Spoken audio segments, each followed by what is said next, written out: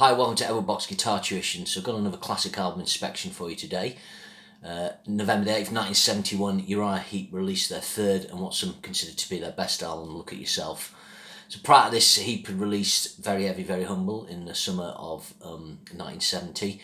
And then early 71, they released Salisbury, the follow-up, which was a very progressive album. It had a long 18-minute title track with a big orchestra brass section on it.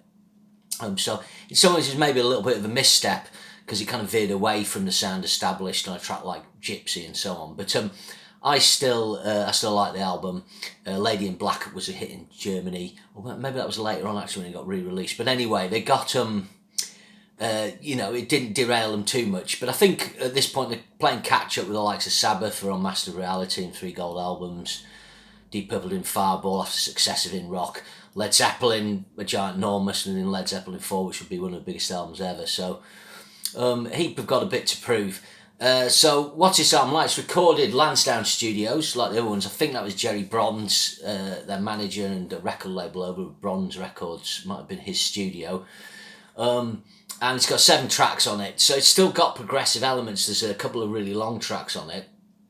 But I think it ditches some of the experimentation and variance in the sound. And it's a more hard-hitting record. So on this album, you've got like the 3 stalwarts of Mick Box, David Byron and Ken Hensley. There's Paul Newton on bass and Ian Clark on drums. So by the next album, they'll be replaced by Gary Fane and Lee Kerslake, who are the 2 sort of final pieces of the jigsaw, what's generally accepted to be the classic lineup. All the tracks are written by Ken Hensley on this album, apart from July Mornings, David Byron, Ken Hensley, and So Shadows of Grief, and then Love Machine, Mix Box, Byron and Hensley.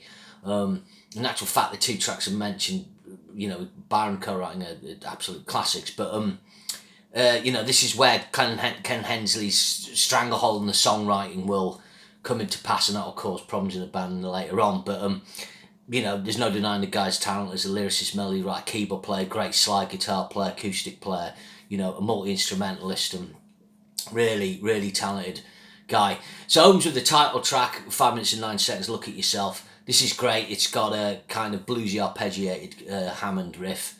Really punchy when the whole track comes in. I think what you notice on this is the power. They've gone for power and directness on this. And I think this is where the Heep trademark vocal harmonies really come to the fore. I think these are influential, I suspect, on bands like The Sweet and Queen.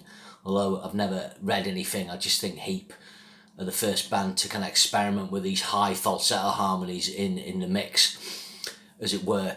I'd used the kind of high harmonies on the previous albums, but they hadn't kind of decided, I think, how to make them the core sound, kind of like Thin Lizzy with their twin guitars. It took a while, but I think you can hear that on this track. It's a great opener.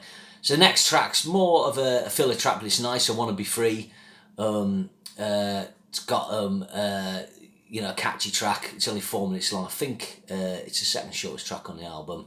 Got a stompy riff, and it's a good track. Maybe not as good as the other ones, but it is canny. And then the original side 1 finished with July Morning. So this is probably like one of the all-time classic Uriah Heep tracks. It's their Stairway to Heaven, it's their Child in Time, Stargazer, it's their track that competes with those other epics. And it's every bit as good in a lot of ways. It's really, really cool. It's got great, again, another arpeggiated Hammond organ riff. Then that's kind of a major key vibe, and then Mixolydian possibly, and then it breaks down to a more minor key verse that's quiet. On this track as well, it makes really good use of the high harmonies, but it's a dynamic thing. Again, getting that sort of quiet vocal rushing into the mix and crescendoing, and again, Queen have copied that.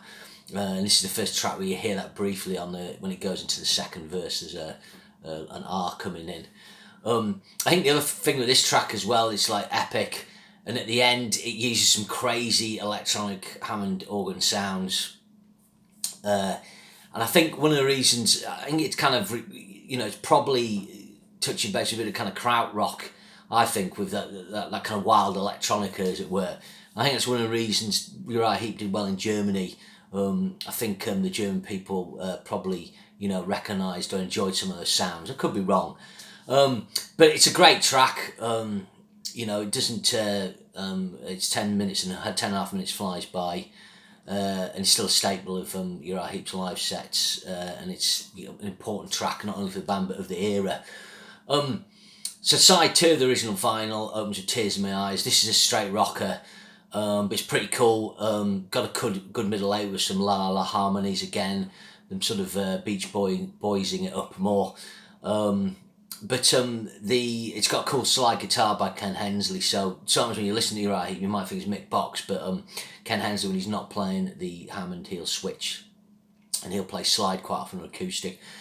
Mick Box plays solid throughout. I mean, he's not the most technical guitar player, but his use of wah-wah and his tight playing, what's the word I'm looking for? It suits the band perfectly. He's not as intrusive and stand-out-ish guitar player, and he doesn't do long solos as long as solos of Iommi or Blackmore, guys like that from that era. But he's the right sound for the band. So the next track, Shadows of Grief, I think this is the sort of deep cut monster track on the album. This is really powerful when it comes in. It's got a great crack on the snare, and I think it harnesses the best sound overall. I also think it shows a lot of production, experimentation and technique. The middle section just breaks down to a spooky Hammond part that's just playing a kind of semitone. Actually, it's going up as a tone, but then it's got a counter harmony line going from a semitone down to and then this harmony builds up. It basically stacks and does the crescendo thing I was talking about. And then it builds up out the middle section, goes back into the main riff, really cool. And then the end of the track breaks down again to some sort of sonic effects on the Hammond, and then it has this crescendo, high harmony effect with the vocals, and that's the end of the song. So it's really quite a kind of spectacular song in terms of like its arrangement and its dynamics. So very good. Next track I would say is the weakest track, What Should Be Done. This actually reminds me of the kind of tracks you got on the Get Carter soundtrack by Roy Budd. It's got like again a Hammond organ, but not a distorted sound. It's quite a jazzy bluesy progression, and they did a lot of songs like this. But it's a nice track. It's a good 6 out of 10 track.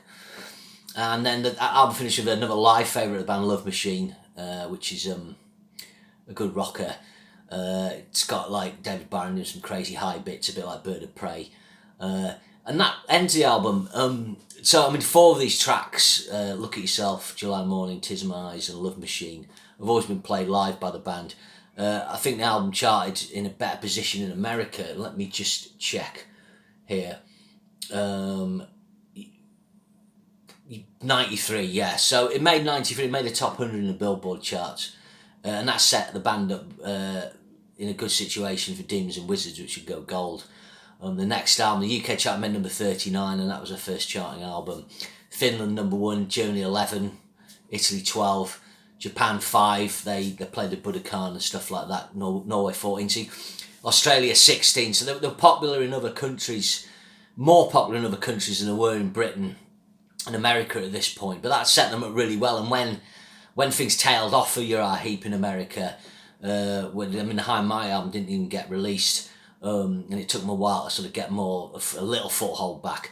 They were still able to go to Germany and countries like that and continue their career. They didn't have to split up because of the financial situation that not selling as many records would normally or could have created. So that's Look at Yourself. If you're interested, go on my other channel. I'll put a link at the bottom box on the box on Cellulon. There's a whole feature on the Byron era I've done of their albums. Remember to share and subscribe if you like this. But 50 years old today. Look at Yourself by Uriah Heep, a seminal album of early heavy rock and metal. Cheers. Thanks very much.